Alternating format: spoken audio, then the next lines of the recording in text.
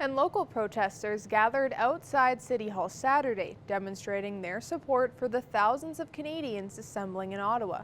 At the heart of the movement is the opposition to a vaccine mandate for Canadian truckers. But as Tate Lakecraft explains, it's turned into something far bigger.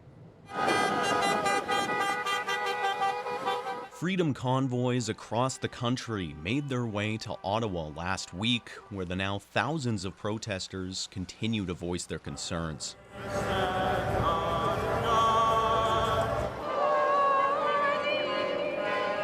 In support of the movement, hundreds of local Lloydminster protesters showed up to City Hall Saturday, echoing a common objective.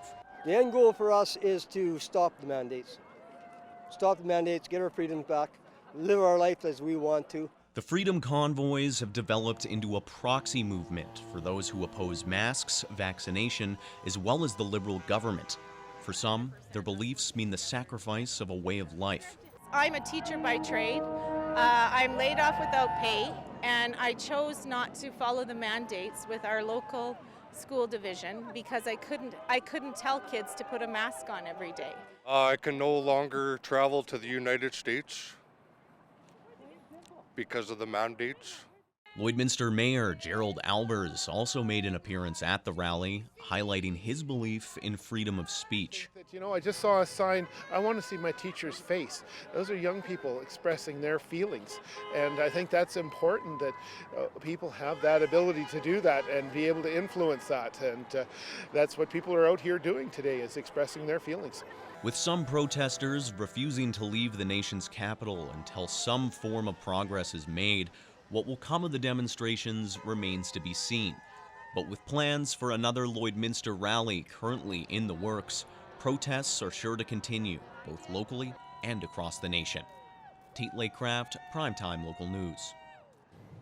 Paxlovid, the first antiviral drug treatment approved in Canada, was made available in Saskatchewan last Wednesday, and the first shipment is expected in Alberta today. There is a few ways residents can access the drug. The first shipments of Paxlovid, Pfizer's at-home prescription COVID-19 treatment, are set to be available to Albertans starting January 31st. Initially, 3,200 courses of treatment will be available as another option, in addition to the antibody therapy we've been using for the past several months. Paxlovid is a pill meant to help with the prevention of hospitalization and severe outcomes in adults experiencing mild to moderate symptoms. The pill will be an oral and at-home prescription for those with confirmed COVID-19 cases. Treatment has to start within the first 5 days of COVID-19 symptoms. It is intended for use by individuals 18 and older who have specific medical conditions, or those who are unvaccinated and 65 years of age and older. Due to such a limited initial supply, the drug will only be available at select number of pharmacies in the province by prescription and after an assessment by AHS HealthLink. The pill is taken twice per day for 5 days to stop the virus from multiplying in someone's body. Saskatchewan has similar eligibility to Alberta. One of the differences being it is available to unvaccinated residents who are 55 years and older. The process is you have to go through 811, no different than our monoclonals that we were dealing with a while ago, and that we still have actually. But we're hopeful that this is again another tool that we have in our toolbox to be able to deal with COVID. Both provinces remind residents that Paxlovid is not a substitute for the COVID-19 vaccine. It's time now for a look at this week's retrospect. Here's Blake Nath.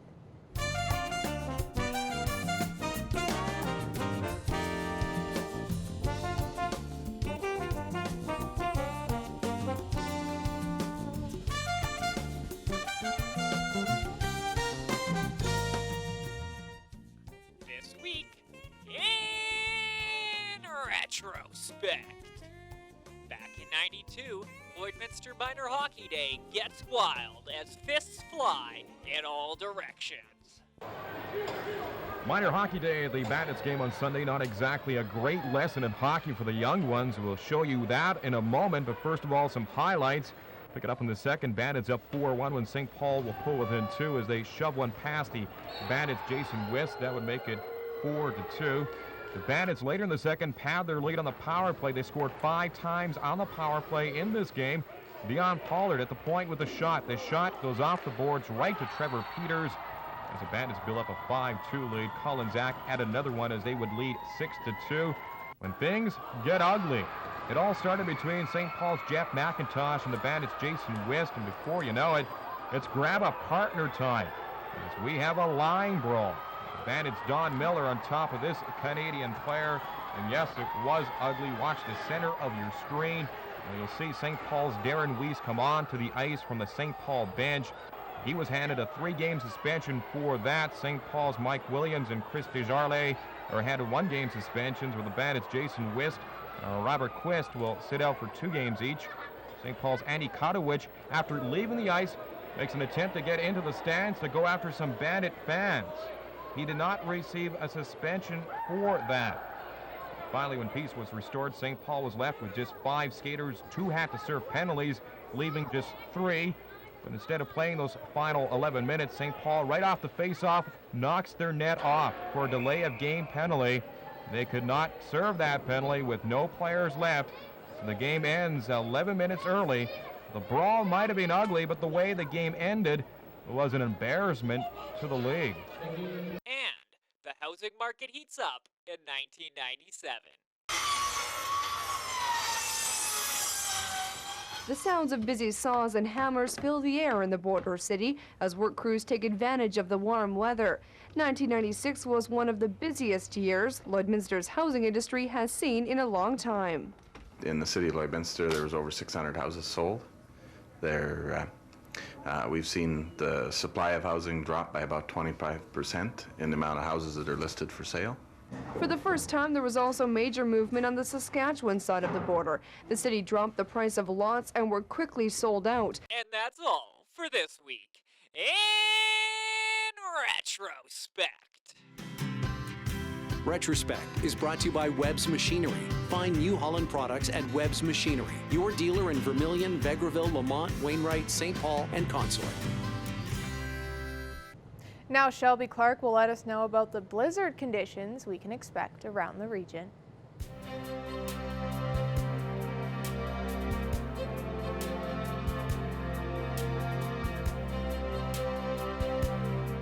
Thanks so much, Jazz. And now taking a first look at your weather forecast. Yes, here in the border city, we do have a snow blizzard in effect right now. We do have a warning in effect. We are sitting at -17, and with that wind chill, we are feeling some very strong winds throughout the day. It is feeling closer to -30, so if you are outside, make sure you are driving carefully. They're saying not to go on the highway for today as this continues on. It should end off later on in the evening here, but make sure you are being safe out there on the roads if need be, if you are driving around the city, and make sure you are bundling up to try and stay warm out there. Switching over to temperatures now across the region for Alberta and Saskatchewan here. On the Alberta side, most spots are seeing around -17 degrees. Up in Lac La Biche, they're at -18, while St. Paul is sitting at -18 as well. Down in Provost and Marwayne, they're both at -14, while Vegreville and Edmonton are at -16, -15. Switching over now to the Saskatchewan side here, they're seeing around the same temperatures as we are seeing on the Alberta side. Most spots across the region, yes, we all do have that blizzard warning in effect right now. It is -17 in most spots on this side as well, while it is -15 in Green Lake, St. Walburg, and down in North Battleford, and Maidstone and Macklin are at, Macklin is at -15, while Maidstone is at -16 degrees. And over in North Battleford overnight, they will be going down to a low of -27. So yes, of course, they have that warning in effect still. They will be cooling down quite a bit, feeling closer to -33. And then tomorrow they will be cooled down quite a bit again throughout the day at -22, but they will be seeing a little bit more sun. Switching over to Cold Lake, they'll be going down to a low of -27 as well, feeling closer to -30 with that wind chill. And tomorrow they will be seeing -20 throughout the day with a mix of some sun and cloud. If we're here in the border city, we'll be going down to a low of -25. We will be cooling down quite a bit, so make sure you are plugging in your vehicles now. Hopefully you gave your cords a break last week. And tomorrow we will be seeing -21 throughout the day. But now I want to show off some of your photo submissions. This one here is from Becca Lawrence, famous Becca from SPCA that we talked to for our pet projects. She submitted this saying, outside outside the SPCA, there was a fender bender there. So yes, again, please make sure you are driving safe out there. And ending off with Alyssa here, this one is crazy seeing how much snow really came out from this blizzard. Couldn't even get into the garage there. So please make sure, I hope everyone is being safe out there. And that's all I got for now. We'll have more coming up after the break.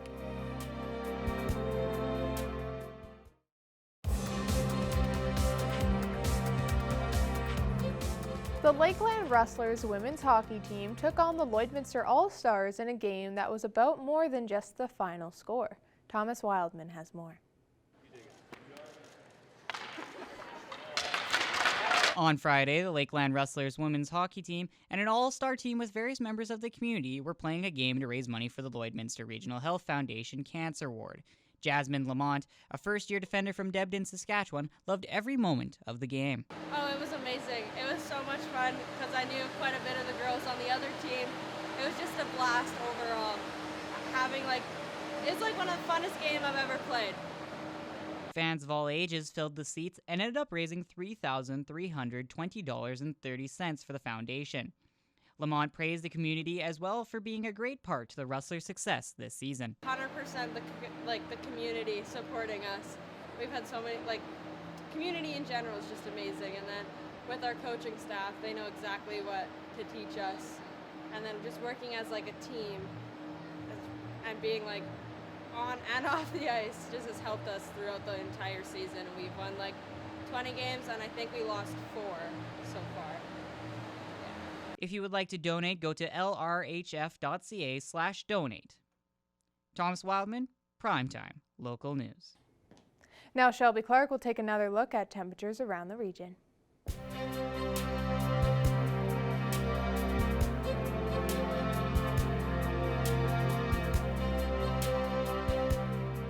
So much, Jazz. And now taking another look at your weather forecast, we'll be starting off with the central region of Alberta and Saskatchewan here. On the Alberta side, we definitely have cooled down quite a bit compared to what we've been seeing this weekend and last week. -10 in Jasper, while it is -12 in Rocky Mountain House, -13, 14 in Edson and Red Deer, while it starts to get a little bit cooler as we go higher up more with Edmonton at -15, -16 in Whitecourt, and Athabasca is just hitting that -18 point. Switching over to the Saskatchewan side now, they are seeing around the same as what we are seeing on the Alberta side with -17 is in Cold Lake, kind of matching with us here in the border city. -15 in North Battleford and down in Saskatoon. -13 in Prince Albert, while Melfort is just hitting -12, and Meadow Lake is the coolest, hitting -18 degrees. But most spots we are seeing still that extreme, snow blizzard warning in effect still, so make sure you are being safe out there.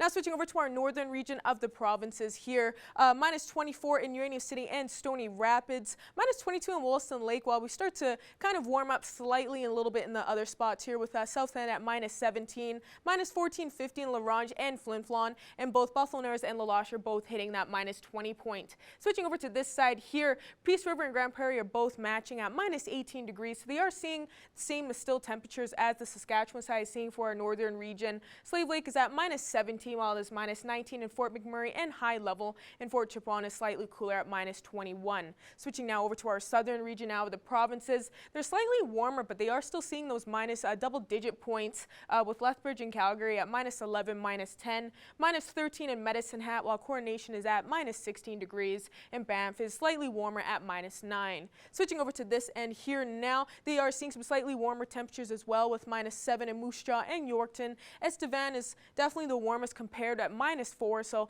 not too cool in Estevan right now. Regina is just almost hitting that -10 point, while Swift Current and Kindersley are at -14, -16. But as we go back across the region, temperatures overnight tonight, we definitely will be seeing some slightly lower evening cools compared to what we've been seeing last week. So we definitely are cooling down quite a bit for our evening lows. A low of -23 for Provost tonight, a low of -24 degrees for Murnum, while we will cool down in most spots in the rest here with Wainwright and Isle Cross seeing a low of -25, a low of -26 for Paradise Hill and Meadow Lake. Unity and Bonneville will both be seeing a low of -27 degrees, and Pearson will almost be hitting that -30 mark. But with that wind chill, all spots across the region will be reaching that -30 mark. So like I said before, make sure you are plugging in those vehicles and now using that cord after you gave it a break last week. Now looking at our 7-day forecast for here in the border city, we'll be seeing -21 tomorrow for Tuesday with a mix of some sun and cloud. Hopefully this blizzard will be easing up later on in the evening here. We are seeing some more sun come out throughout the day. Wednesday we'll see a little bit more sun at -26, and then we will be warming up quite a bit throughout the weekend and next week with those plus temperatures. That's all I have for now. We'll have more coming up after the break.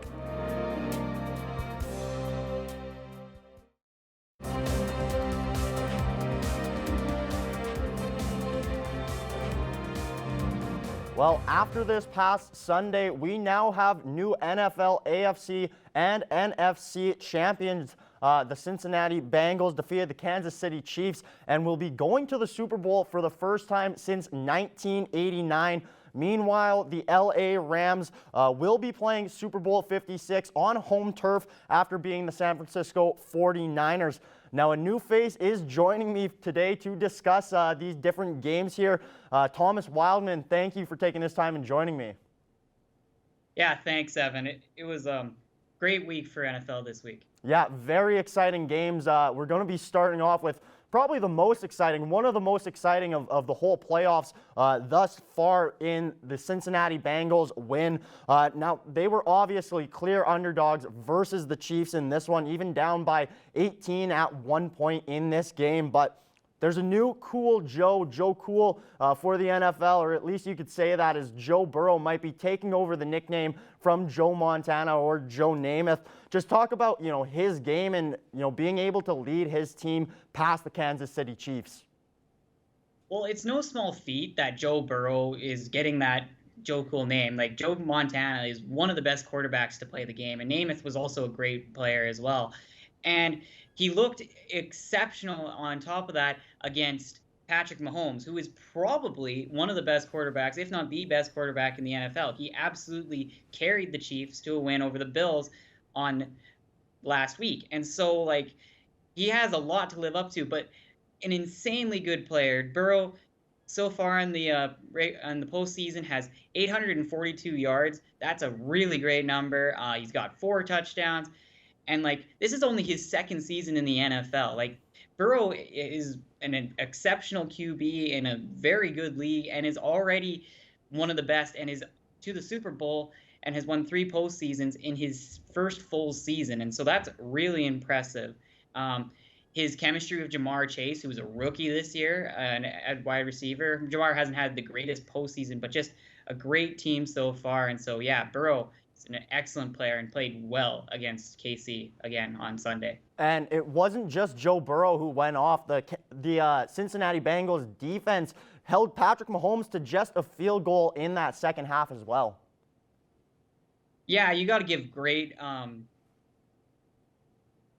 got to give great props to Zach Taylor for for adjusting to Patrick Mahomes, and that's something we've seen actually relatively recently. It was in the Super Bowl last year. We saw the Tampa Bay Buccaneers adjust to Patrick Mahomes and kind of shut him down. And it seems like when Patrick Mahomes, if it's hard to do it, but when you can get him off his game, and Andy Reid wasn't able to adjust to Zach Taylor and Lou Anarumo, sorry about that, butchering of the name, the defensive coordinator of the Bengals, they were able to shut down Patrick Mahomes, which again is no small feat, and just a really great play from both of them. And so they're definitely going to need to use that in the Super Bowl against a very tough opponent. Now, Thomas, let's go out to the West Coast. Maybe not quite as exciting of a game, but still take us through the Rams' victory. Well, we got to look at it and that the Rams played an all-around great game against a very solid San Francisco team that kind of has gone on a little bit of a run due to the momentum they gained from beating 2 tough opponents in the Dallas Cowboys and in the Green Bay Packers, 2 teams they definitely weren't predicted to beat. And so with that, though, the Rams are just an all-around great team. You got Matthew Stafford, a first-round pick. He's spent a long time with the Detroit Lions, but now that he's with the Rams and has a much better supporting cast, he's done quite well. Cooper Kupp had another great game. He's just probably an MVP caliber player, and he's a wide receiver. I don't know if he's going to get it, but I think if anybody deserves it this year, it's him.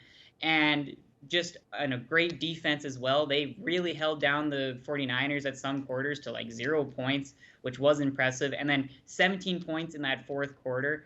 Again, Matt Stafford and Cooper Kupp, and just great players that were able to play an all-around great game. And so Sean McVay, props to him, just great game by him, and he coaches and is probably one of the best coaches in the league, if not the best. Now, this will be the first Super Bowl not to feature a top 2 seed from either conference, as both the Bengals and the Rams finished as the number 4 seed in either of their conferences. Now, currently, the LA Rams are the favorites by 3.5 points. Thomas, quickly here, who do you have winning the Super Bowl? Well, and I think I like to go with the spread most of the time. And so I'm going to say that the Rams have the win here at the Super Bowl. Just the talent on this team. So many great players. Some have been Super Bowl champions, some haven't. You got Odell Beckham Jr. You got Matthew Stafford, a first-round draft pick that has been carrying the Lions for years and now is on a good team. Aaron Donald, probably one of the best players in the league. Von Miller was another really great defensive player. And Sean McVay, again, he's been to the Super Bowl, didn't get it done against the Patriots back then, but just an excellent player all around, coach and coordinator. And so I have to go with the Rams, but I think this is going to be an exciting game. It might be an offensive blowout, or you might see Zach Taylor bring out another great defensive goal.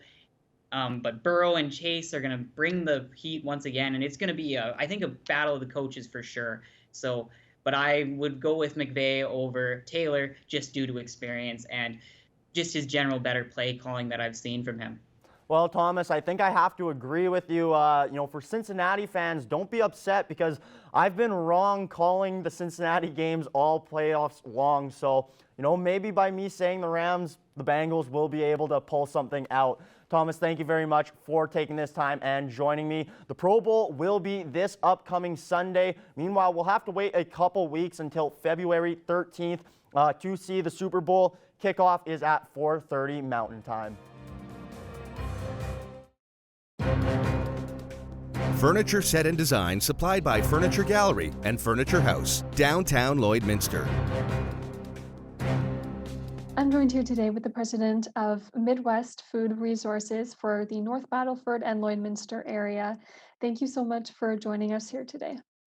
It's our pleasure. Thank you. Would you mind telling us a little bit more about the programs that you guys offer? Our raison d'etre, we exist because we are trying to help people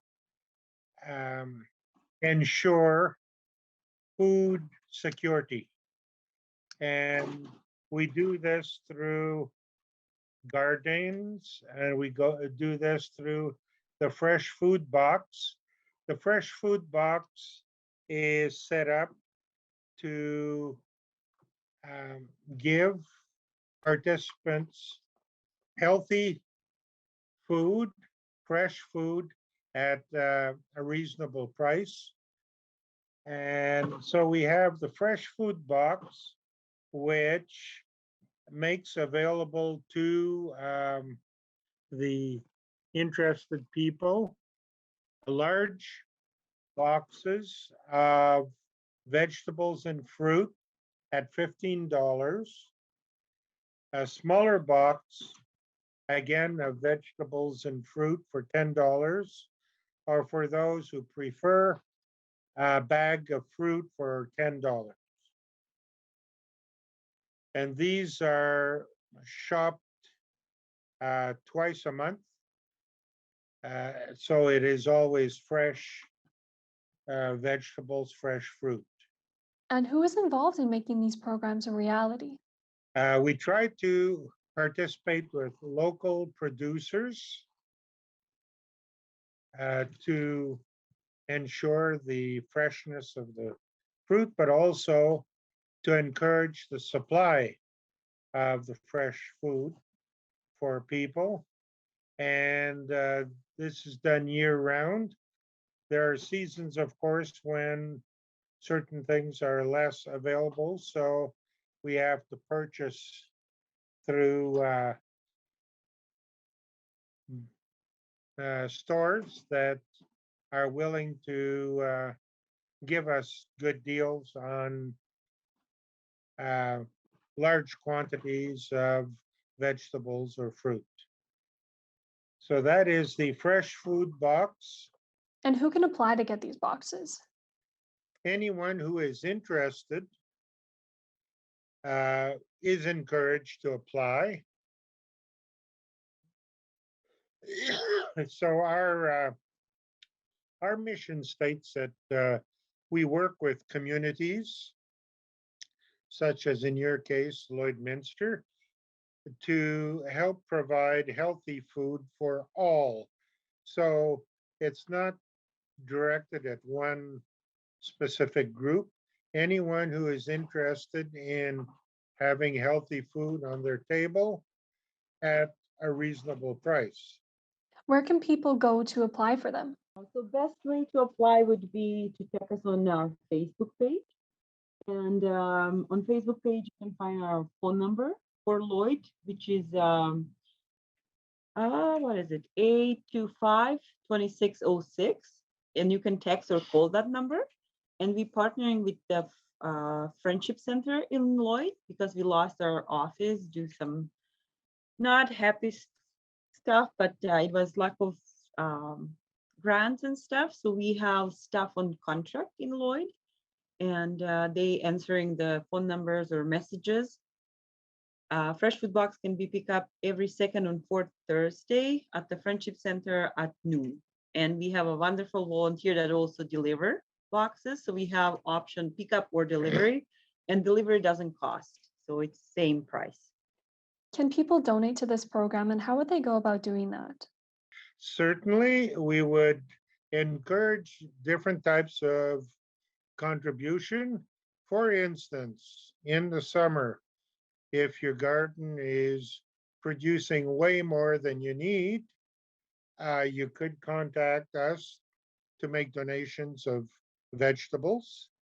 And we're always open to receiving monetary donations to help with the programs.